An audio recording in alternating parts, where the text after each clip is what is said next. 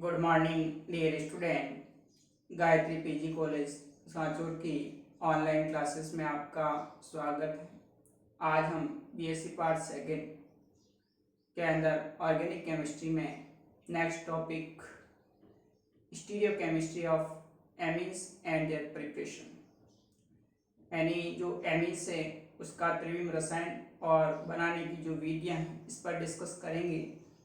इससे पहले वीडियोस में हमने जो एमीन्स है उसकी स्ट्रक्चर और बॉन्डिंग संरचना और किस प्रकार उसमें बंधन होता है एलिफेटिक और एरोमेटिक एमीन में, उस पर डिस्कस किया था और कहा था कि जो एलिफेटिक एमीन होते हैं उसमें नाइट्रोजन परमाणु और कार्बन दोनों sp3 हाइब्रिडाइज्ड होते हैं। तो नाइट्रोजन परमाणु पर एक जोड़ी लॉन पेयर और 3 सहसंयोजी बंध कोवैलेंट बॉन्ड उपस्थित होते हैं। तो अतः उसकी जो 1 डिग्री 2 डिग्री और 3 डिग्री एमीन एलिफेटिक के अंदर पायरामिडल स्ट्रक्चर होती है, चतुष्फलकीय न होकर के पायरामिडल, क्योंकि उसमें बंदी युग्म और जो लॉन पेयर होते हैं एकांकी युग्म उनके बीच में प्रतिकर्षण होता है। उसी प्रकार से हमने एरोमेटिक एमीन्स के अंदर भी जो कहा था कि वास्तविक रूप से तो नाइट्रोजन परमाणु sp3 हाइब्रिडाइज्ड है, लेकिन जो एरोमेटिक एमीन्स होती है एनिलीन के अंदर जो नाइट्रोजन परमाणु होता है उसको sp2 हाइब्रिडाइज्ड माना जाता है, क्योंकि नाइट्रोजन परमाणु पर उपस्थित एकांकी इलेक्ट्रॉन युग्म बेंजीन वाले के साथ पाई बंध बना देता है, जिससे पाई विस्थानीकरण जो सिस्टम होता है वो डेवलप हो जाता है। तो इस प्रकार से एलिफेटिक और एरोमेटिक एमीन्स में जो स्ट्रक्चर और बॉन्डिंग थी उस पर हमने डिस्कस किया था। अब हम आज जो स्टीरियो केमिस्ट्री है एमीन्स का उस पर डिस्कस कर रहे हैं। तो देखिए स्टीरियो केमिस्ट्री के अंदर जो एमीन्स होती है उसमें नाइट्रोजन परमाणु पर 3 कोवैलेंट बॉन्ड और एक जोड़ी एकांकी इलेक्ट्रॉन युग्म उपस्थित है। यदि तीनों सहसंयोजी बंध पर भिन्न भिन्न परमाणु या समूह जुड़े हुए हों और लॉन पेयर को हम एज ए सब्स्टिट्यूट ग्रुप माने तो नाइट्रोजन परमाणु एक किरेल जो होता है या असम्मित जो सेंटर होता है उसकी तरह कार्य करता है। तो असम्मित होने के कारण ये ऑप्टिकल एक्टिव होना चाहिए, लेकिन जब इसके दर्पण प्रतिबिंब सैद्धांतिक रूप से थियोरेटिकल रूप से तो इसके दोनों दर्पण प्रतिबिंब यानी मिरर इमेज दोनों समावेगी पॉसिबल है, लेकिन जब इसको हम प्रैक्टिकली रूप से देखें प्रायोगिक रूप से तो इनके अंदर पायरामिडल इन्वर्जन होता है। पायरामिडल इन्वर्जन का मतलब कि जो इसका विन्यास होता है वो रूम टेम्परेचर पर चेंज होता रहता है, जैसे कभी R तो कभी S, कभी R तो कभी S। तो इस प्रकार से अगर विन्यास में जो परिवर्तन होता है तो उसको हम इन्वर्जन कहा जाता है, प्रतिलोमन कहा जाता है। यहाँ पर इसकी स्ट्रक्चर पिरामिडल है, पिरामिडीय होती है, इसलिए इसको पिरामिडीय प्रतिपन पिरामिडल इन्वर्जन कहा जाएगा। तो देखिए मैंने यही लिखा है। तो पिरामिडल जो इन्वर्जन होता है उसके अंदर जो एमीन्स होती है वो कैसी होती है, ऑप्टिकल इनएक्टिव होती है। देखिए मैंने ये लिखा है यहाँ पर आप देख रहे हैं 2 अलग अलग नाइट्रोजन परमाणु पर एक जोड़ी एकांकी इलेक्ट्रॉन युग्म और 3 अलग अलग कोवैलेंट बॉन्ड से एक X, एक Y और एक Z एटम यहाँ पे कोई एल्काइल ग्रुप जुड़ा हुआ है, भिन्न भिन्न है। तो ये इसके थ्योरेटिकल तो इस प्रकार से आइसोमर पॉसिबल है ऑप्टिकल के रूप में दर्पण प्रतिबिंब में, लेकिन जब हम प्रैक्टिकली इसको देखते हैं तो इस प्रकार से ये रूम टेम्परेचर पर एक दूसरे में अंतर परिवर्तन होता रहता है, तो इसको हम पिरामिडल इन्वर्जन कहते हैं। तो देखिए यहाँ पर लिखा है मैंने कि 3 डिग्री एमीन में 3 भिन्न एल्काइल या एराइल ग्रुप जुड़े हुए हो तथा लॉन पेयर को भी प्रतिस्थापित समूह मानने पर कायरल एमीन बनती है, जिससे असम्मित या किरेल अणु कहते हैं। इनमें 2 दर्पण प्रतिबिंब समावेगी सैद्धांतिक रूप से तो संभव है, परंतु प्रायोगिक रूप से दोनों प्रतिबिंब समावेगी साधारण ताप पर शीघ्रता से एक दूसरे में क्या हो जाते हैं, परिवर्तित हो जाते हैं। परिवर्तित हो जाने के कारण एमीन प्रतिपन या इसको पिरामिडीय प्रतिबंध पिरामिडल इन्वर्जन कहलाता है। अतः 3 डिग्री एमीन जो होती है वो प्रकाशीय अक्रिय होती है, ऑप्टिकली इनएक्टिव है। तो ये इसकी स्टीरियोकेमिस्ट्री एमीन्स की। अब हम नेक्स्ट बात करते हैं इसका प्रिपरेशन। जो एमीन्स है, प्राथमिक द्वितीयक या तृतीयक जो एमीन होती है उसका किस प्रकार से संश्लेषण किया जाता है, तो उसको बनाने की कुछ विधियां हैं।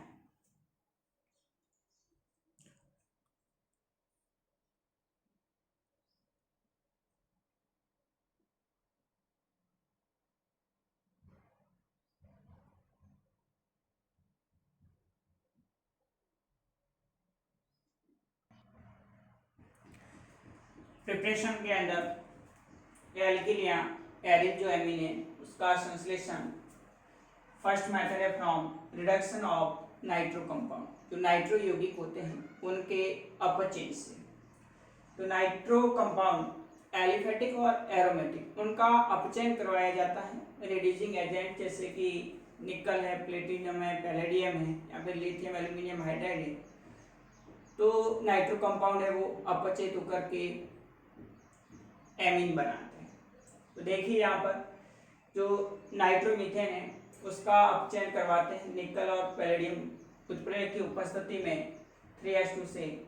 तो यहाँ से नाइट्रो कंपाउंड है अपचयित होकर के इस नाइट्रोजन के साथ 2 हाइड्रोजन जुड़ करके मेथिलेमिन CH3NH2 प्लस 2 अणु H2O के रिमूव हो जाएंगे। तो नाइट्रोमीथेन से क्या बन जाएगा, मेथिल एमीन बन जाएगा। इसी प्रकार से नाइट्रोएथेन है, इसका अपचयन करते हैं लिथियम एल्यूमिनियम हाइड्राइड। ये प्रबल अपचायक होता है जो कि H को H- हाइड्राइड एंड के रूप में मुक्त करता है। तो लिथियम एल्यूमिनियम हाइड्राइड की उपस्थिति में CH3CH2NO2 है वो अपचयित होकर के यहाँ पर भी नाइट्रोजन के साथ 2 हाइड्रोजन जुड़ करके NH2 एथिल एमीन बना देगा प्लस 2 अणु H2O के बाहर निकल जाएंगे। इसी प्रकार नेक्स्ट देखिए एरोमेटिक नाइट्रो कंपाउंड है नाइट्रोबेंजीन। इसका अपचयन करवाते हैं निकल, प्लेटिनम या पैलेडियम उत्प्रेरक की उपस्थिति में। तो यहाँ पर भी 2 हाइड्रोजन परमाणु नाइट्रोजन के साथ जुड़ करके एनिलीन बनेगी प्लस 2H2O मॉलिक्यूल बाहर निकलेंगे। इसी प्रकार से नाइट्रोबेंजीन का लिथियम एल्यूमिनियम हाइड्राइड की उपस्थिति में अपचयन करवाएंगे तो भी एनिलीन प्लस 2H2O बनेगा। तो इस प्रकार से एलिफेटिक और एरोमेटिक जो नाइट्रो कंपाउंड होते हैं तो ये जो रिड्यूसिंग एजेंट है इनकी प्रेजेंस में अपचयित होकर के एलिफेटिक और एरोमेटिक एमीन का निर्माण करेंगे। पार्शियली रिडक्शन के अंदर देखिए आप देख रहे हो बेंजीन रिंग से 2 नाइट्रो कंपाउंड जुड़े हुए हैं, डाइनाइट्रोबेंजीन है। इसका अपचयन अमोनियम सल्फाइड या सोडियम सल्फाइड की प्रेजेंस में करते हैं। तो इन दोनों में से कोई भी एक नाइट्रो कंपाउंड है, नाइट्रो ग्रुप है वो अपचयित होगा। तो यहाँ पर देखिए NO2 से NH2 ऑर्थोनाइट्रो एमीन या फिर ऑर्थोनाइट्रो एनिलीन बन जाएगी। तो इस प्रकार से आंशिक अपचयन के अंदर अगर 2 नाइट्रो कंपाउंड 2 नाइट्रो ग्रुप जुड़े हुए हैं तो किसी एक नाइट्रो समूह का अपचयन होकर के NH2 बना देगा। तो ये जो नाइट्रो कंपाउंड है उनके अपचयन के द्वारा किस प्रकार से एमीन का संश्लेषण होता है। नेक्स्ट दूसरा मेथड है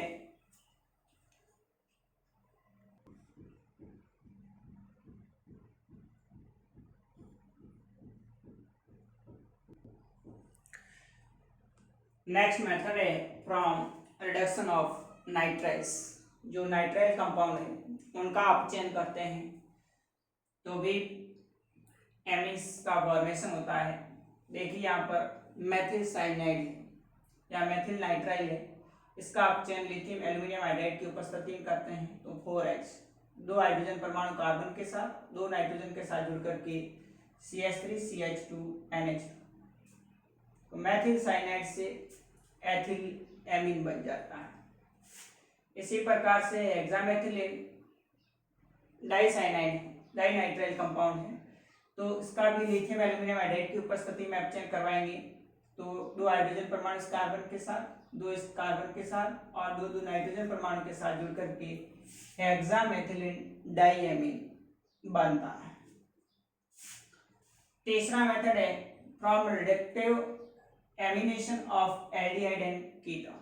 एल्डिहाइड और कीटोन का रिडक्टिव एमिनेशन करते हैं यानी अमोनीकरण कैसा, अपचयन अमोनीकरण करते हैं, यानी अमोनिया और हाइड्रोजन उसकी निकल या फिर अदर जो कैटलिस्ट होते हैं उनकी उपस्थिति में 100 डिग्री सेंटीग्रेड टेम्परेचर और 100 एटमॉस्फेयर प्रेशर पर अभिक्रिया करवाई जाती है तो भी प्राथमिक, द्वितीयक और तृतीयक एमीन का संश्लेषण होगा।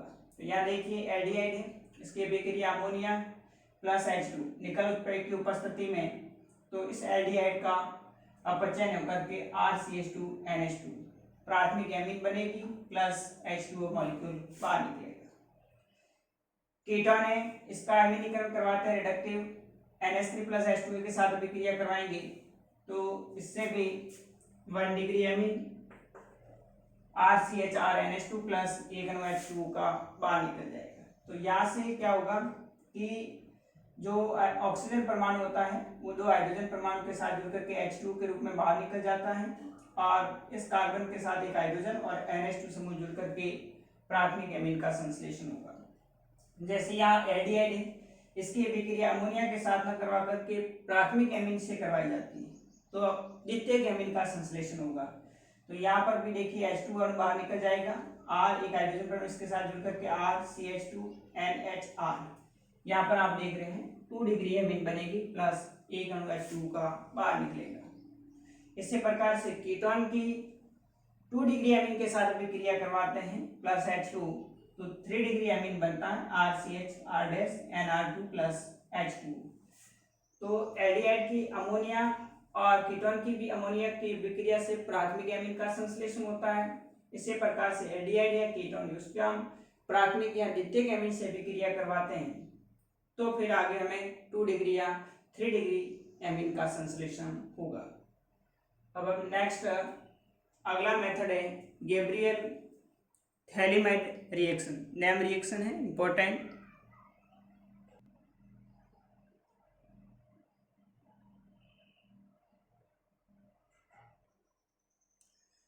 देखिए फोर्थ मेथड है गैब्रियल थैलीमाइड अभिक्रिया है। गैब्रियल थैलीमाइड रिएक्शन के अंदर किस प्रकार से एमीन का संश्लेषण होता है तो इसके अंदर सबसे पहले थैलीमाइड जो कंपाउंड होता है जिसका फॉर्मूला रिंग बेंजीन से C डबल बॉन्ड O और NH जुड़ा हुआ है, थैलीमाइड।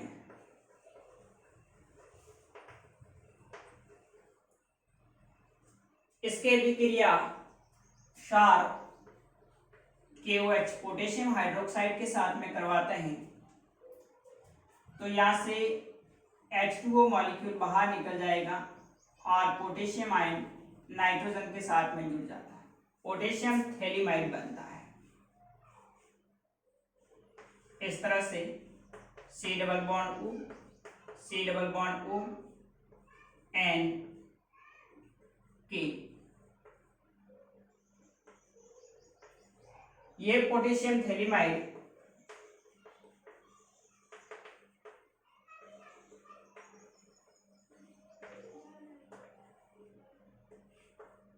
आगे एल्किल हैलाइड के साथ अभिक्रिया करवाई जाएगी RX के साथ।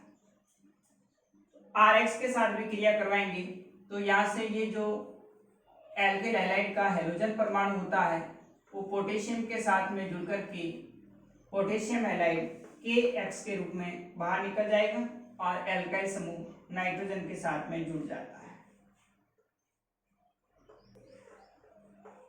इस तरह से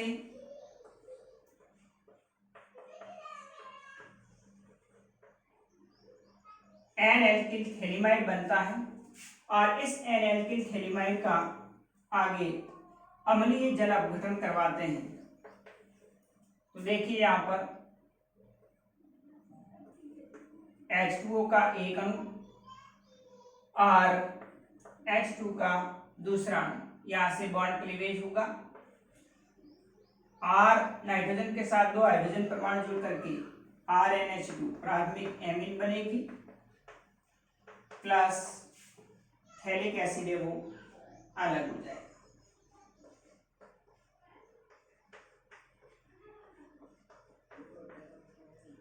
तो 1 डिग्री एमीन का संश्लेषण होता है। तो इस अभिक्रिया को हम थैलेमाइड रिएक्शन कहेंगे। तो थैलेमाइड में थैलेमाइड जो कंपाउंड है वो लिया जाता है C6H5CONH बेंजीन रंग से जुड़ा हुआ रहेगा। उसकी विक्रिया शार्प पोटेशियम हाइड्रोक्साइड KOH के साथ में करवाते हैं। तो एक अणु H2O का निकल के पोटेशियम नाइट्रोजन के साथ जुड़ करके पोटेशियम थैलेमाइड बनाता है। इस पोटेशियम थैलेमाइड का आगे एल्किल हैलाइड के साथ में RX के साथ में अभिक्रिया करवाई जाएगी, जैसे मैथिल क्लोराइड है या फिर एथिल क्लोराइड है या फिर एथिल आयोडाइड है। तो यहाँ से हाइड्रोजन परमाणु पोटेशियम के साथ जुड़ करके पोटेशियम हैलाइड है वो अलग हो जाएगा और एल्काइल समूह नाइट्रोजन के साथ जुड़ करके एन एल्किल थैलेमाइड बनाता है। इसका फिर अम्लीय जल अपघटन करवाते हैं। तो दो अणु H2O की जल अपघटित होगा, यहाँ से बॉन्ड क्लीवेज होगा, एक अणु H2O का दूसरा अणु H2O का। तो यहाँ से RNH मिलकर के प्राथमिक एमीन RNH2 बनेगा plus COOH plus COOH phthalic acid बन जाएगा। तो इस प्रकार से हम R की जगह कोई भी मेथिल एथिल प्रोपिल समूह के द्वारा प्राथमिक 1 डिग्री जो एमीन है उसका संश्लेषण कर सकते हैं। तो ये थी गैब्रियल थैलेमाइड अभिक्रिया। डायरेक्ट एग्जाम में इसका सवाल पूछा जाता है, गैब्रियल थैलेमाइड अभिक्रिया से एमीन का संश्लेषण कैसे करते हैं। तो इस अभिक्रिया के द्वारा हम प्राथमिक एमीन का संश्लेषण कर सकते हैं। अब इसके बाद में कुछ और मेथड्स है प्राथमिक, द्वितीयक और तृतीयक एमीन तथा एरोमेटिक एमीन के संश्लेषण के लिए। तो उसको हम नेक्स्ट अगले वीडियोज में डिस्कस करेंगे। Okay, thank you.